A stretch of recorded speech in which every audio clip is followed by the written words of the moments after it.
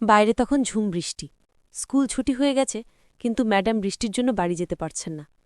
আমি বললাম, ম্যাডাম আমার বাড়ি একদম কাছেই, আসুন বৃষ্টি থামা পর্যন্ত বসেন। ম্যাডাম একটু ভেবে রাজি হলেন।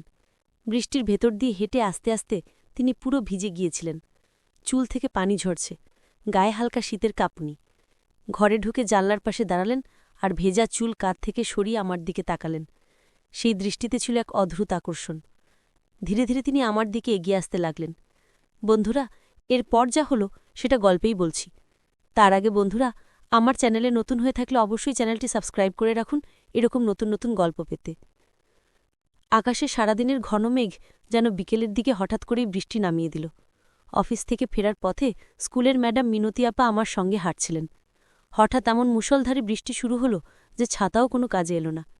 আমি বললাম, আপা, বাসা তো খুব কাছেই, চলুন ভিজে না গিয়ে ওখানে যাওয়া যাক।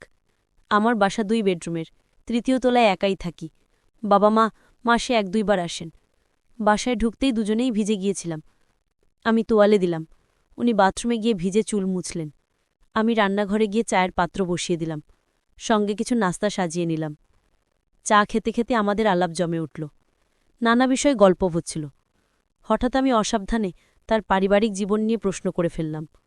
উনি উত্তর দিলেন না, কেবল মাথা নিচু করে নীরবে বসে রইলেন। আমি সঙ্গে সঙ্গে ক্ষমা চাইলাম। তখনই দেখলাম ওনার চোখে পানি চলে এসেছে। বুকের ভেতর কেমন হালকা ব্যথা অনুভব করলাম। আমি আস্তে করে ওনার হাতের উপর হাত রাখলাম। বললাম, আপনি চাইলে আমাকে বলতে পারেন, হয়তো কিছুটা হালকা লাগবে। উনি ফুপিয়ে কাঁদতে লাগলেন। তারপর ধীরে ধীরে বললেন, 6 মাস আগে স্বামী মারা গেছেন, আর সেই থেকে সংসারের ভেতর অদ্ভুত এক অশান্তি, চাপা ভয় আর অপমানের মধ্যে দিন কাটছে। কথা শুনে মনে হচ্ছিল কতদিন ধরে জমে থাকা কষ্ট যেন বৃষ্টির স্রোতের মতো ওনার চোখ দিয়ে বেরিয়ে আসছে। আমি উঠে এসে তার পাশে বসে গেলাম। কাঁধে হাত রেখে বললাম, আপনি একা নন। উনি হঠাৎ আমার কাঁধে মাথা রাখলেন। উষ্ণ ভেজা চুলের গন্ধে যেন ঘরের বাতাস আরও ভারী হয়ে উঠল। আমি শুধু নীরবে তাকে জড়িয়ে রাখলাম, কোনো কথা নয়, শুধু নিঃশব্দ সান্ত্বনা। বৃষ্টি তখনও ঝমঝম করে পড়ছে। ঘরের ভেতর এক অদ্ভুত শান্তি, কিন্তু সেই শান্তির ভেতর যেন এক নতুন অজানা স্পর্শের জন্ম হল। বৃষ্টি থামেনি, বরং আরও ঘন হয়ে এসেছে। ঘরের বাইরে ঝর্নার মতো পানি ঝরছে, আর ভেতরে আমরা দুজন এক অদ্ভুত নীরবতায় ডুবে। মিনতি আপার মাথা এখনও আমার কাঁধে। তার চোখের জল ধীরে ধীরে শুকিয়ে আসছে, কিন্তু শরীরের উষ্ণতা যেন আরও বাড়ছে।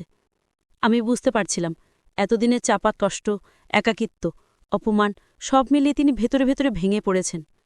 আমি আস্তে করে বললাম, আপা, কষ্টের কথা কাউকে না বলতে পারলে মন ভার হয়ে যায়।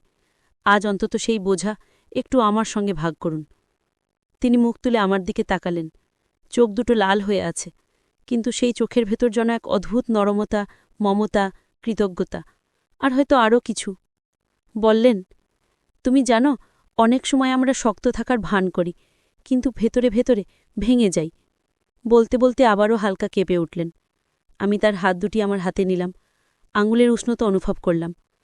মনে হচ্ছিল কথা দিয়ে যতটা সান্ত্বনা দেওয়া যায় তার চেয়ে বেশি সান্ত্বনা হয় একটু নিঃশব্দ ছোঁয়ায়। তিনি হঠাৎই এগিয়ে এসে আমাকে আলিঙ্গন করলেন। প্রথমে অবাক হলাম, তারপর অনুভব করলাম এই শুধু কষ্টের আশ্রয় নয়, হয়তো দীর্ঘদিনের একাকিত্বের কাছে আত্মসমর্পণ। ঘরের জানলা দিয়ে হাওয়া ঢুকছিল, বৃষ্টির গন্ধ ছড়িয়ে দিচ্ছিল।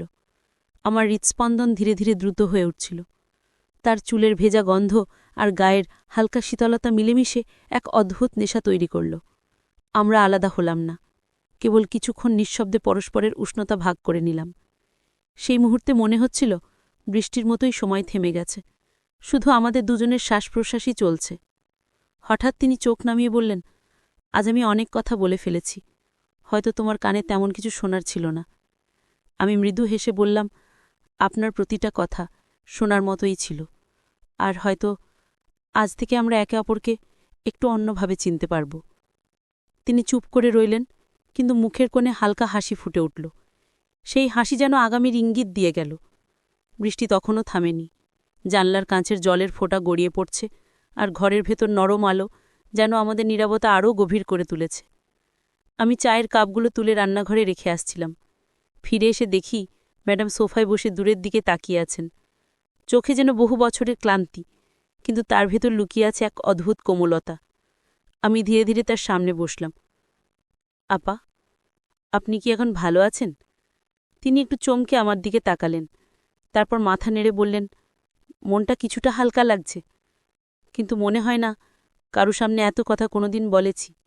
আমি মৃদু হেসে বললাম, হয়তো আজ সঠিক সময় সঠিক মানুষকে পেয়েছেন বলেই বলতে পেরেছেন। তিনি আমার দিকে কিছুক্ষণ তাকিয়ে রইলেন, যেন চোখের ভেতর দিয়ে খুঁজে নিতে চাইছেন আমি সত্যিই তার কথা বুঝতে পারছি কিনা। তারপর ধীরে ধীরে বললেন, তুমি জানো, অনেক সময় নিজের শক্তি ধরে রাখতে গিয়ে আমরা ভেতরে ভেতরে একদম খালি হয়ে যাই। আমি তার হাতের উপর হাত রাখলাম। ঠান্ডা আঙুলের ভেতর লুকিয়ে থাকা উষ্ণতা স্পষ্ট বুঝতে পারছিলাম। তাহলে আজ অন্তত সেই খালি জায়গাটা কিছুটা ভরাট হোক।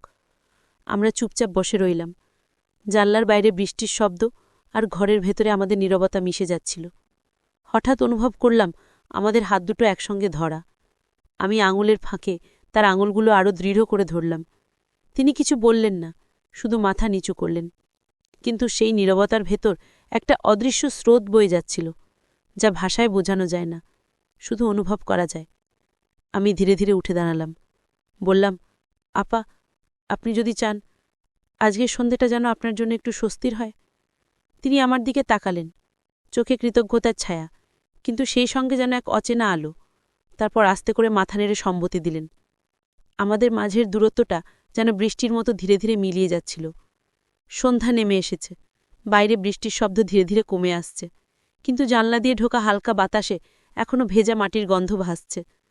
ঘরে কেবল নরম আলো জ্বলছে, যেন ইচ্ছে করেই অন্ধকারকে কিছুটা জায়গা দিয়ে রাখা হয়েছে। মিনতি আপা সোফার কোণে হেলান দিয়ে বসেছিলেন, আর আমি পাশের টেবিলে গরম চায়ের কাপ রেখে তার দিকে তাকালাম। চা খান, শরীরটা গরম হবে। তিনি কাপ হাতে নিলেন, কিন্তু চুমুক না দিয়ে চায়ের ধোয়ায় চোখ রেখেই বললেন, তুমি জানো, অনেক সময় মনে হয় নিজের ভেতরের কষ্টটা কাউকে জানালে হয়তো আমি দুর্বল হয়ে যাব, কিন্তু আজ মনে হচ্ছে এই দুর্বলতাই আমার সবচেয়ে বেশি প্রয়োজন ছিল। আমি তার দিকে এগিয়ে এসে বসলাম। দুর্বলতা মানে শুধু ভেঙে পড়া নয় আপা, অনেক সময় এটা সেই মুহূর্ত যখন আমরা কারুর ভরসা করতে দেই। তিনি আমার দিকে তাকিয়ে এক মুহূর্ত চুপ রইলেন, তারপর ধীরে ধীরে কাপটা টেবিলে রেখে দিলেন। তার চোখে অদ্ভুত এক কোমলতার অব্যক্ত কৃতজ্ঞতা ভাসছিল। আমি অযত্নে তার ভেজা চুলের কিছু লোক আঙুলে তুলে নিলাম। চুল এখনও ভেজা, ঠান্ডা লাগবে। তিনি সামান্য হাসলেন, যেন অনেকদিন পর মন থেকে হেসেছেন। তুমি খুব খেয়াল রাখো সেটা বুঝতে পারছি। আমাদের মাঝে দূরত্ব কখনো আর তেমন ছিল না। আমি হাত বাড়িয়ে তার হাতের পিঠে আলতো চাপ দিলাম। তিনি হাত সরালেন না, বরং আঙুলের ডগা দিয়ে আমার হাত আঁকড়ে ধরলেন, যেন এই নীরব মুহূর্তে কিছু বলার নেই, কিন্তু বোঝানোর অনেক কিছু আছে। জানলার বাইরে হঠাৎ বজ্রপাত হল। মুহূর্তের জন্য ঘরটা আলোকিত হয়ে আবার অন্ধকারে ডুবে গেল। সেই আলো অন্ধকারের ফাঁকে আমি তার মুখে এক অদ্ভুত শান্তি আর ক্লান্তির মিশ্র ছাপ দেখলাম। মনে হলো এই মানুষটার ভেতরে এমন অনেক গল্প আছে যা আমি জানি না। আমি ধীরে ধীরে কথাগুলো সাজিয়ে বললাম, আপনি সবসময় সবার পাশে থাকেন, কিন্তু নিজের কথা কাউকে বলেন না। আপনার হাসির আগালে অনেক একাকিত্ব লুকিয়ে আছে, তাই না ম্যাডাম? ম্যাডাম কিছুক্ষণ চুপ করে থেকে তারপর খুব ধীরে বললেন, তুমি বুঝতে শিখেছ, এটাই আমার কাছে বড় কথা। বৃষ্টি নেমে এলো ঠিক তখনই। জানলা দিয়ে ভেতরে আসা ঠান্ডা হাওয়া আমাদের দুজনের নীরবতা আরও গভীর করল। মনে মনে হলো আজকের এই সন্ধে যেন আমাদের দুজনের মাঝে এক নতুন সেতু গড়ে দিল, যেখানে কথা কম কিন্তু বোঝাপড়া অনেক। বাইরে বৃষ্টির শব্দ যেন ক্রমেই ঘন হয়ে উঠছে। জানলার ধারে বসে ম্যাডাম চুপচাপ আকাশের দিকে তাকিয়ে আছেন, তার চোখে একটা ভেজা ঝিলিক, যেটা বৃষ্টির জন্য নয়। মনে হলো অনেক দিনের জমে থাকা কিছু কথা আজ বেরিয়ে আসবে। আমি ধীরে বললাম, ম্যাডাম, কিছু বলবেন? তিনি আমার দিকে তাকালেন, ঠোঁটে একটু ম্লান হাসি, কিন্তু সেই হাসির ভেতরে গভীর বিষণ্ণতা। বাইরে তখন ঝুম বৃষ্টি। স্কুল ছুটি হয়ে গেছে, কিন্তু ম্যাডাম বৃষ্টির জন্য বাড়ি যেতে পারছেন না। আমি বললাম, ম্যাডাম, আমার বাড়ি একদম কাছেই, আসুন বৃষ্টি থামা পর্যন্ত বসেন। ম্যাডাম একটু ভেবে রাজি হলেন। বৃষ্টির ভেতর দিয়ে হেঁটে আস্তে আস্তে তিনি পুরো ভিজে গিয়েছিলেন। চুল থেকে পানি ঝরছে, গায়ে হালকা শীতের কাঁপুনি। ঘরে ঢুকে জানলার পাশে দাঁড়ালেন আর ভেজা চুল কাঁধ থেকে সরিয়ে আমার দিকে তাকালেন। সেই দৃষ্টিতে ছিল এক অদ্ভুত আকর্ষণ। ধীরে ধীরে তিনি আমার দিকে এগিয়ে আসতে লাগলেন। বন্ধুরা, এরপর যা হলো সেটা গল্পেই বলছি। তার আগে বন্ধুরা, আমার চ্যানেলে নতুন হয়ে থাকলে অবশ্যই চ্যানেলটি সাবস্ক্রাইব করে রাখুন এরকম নতুন নতুন গল্প পেতে। আকাশে সারাদিনের ঘন মেঘ যেন বিকেলের দিকে হঠাৎ করেই বৃষ্টি নামিয়ে দিল।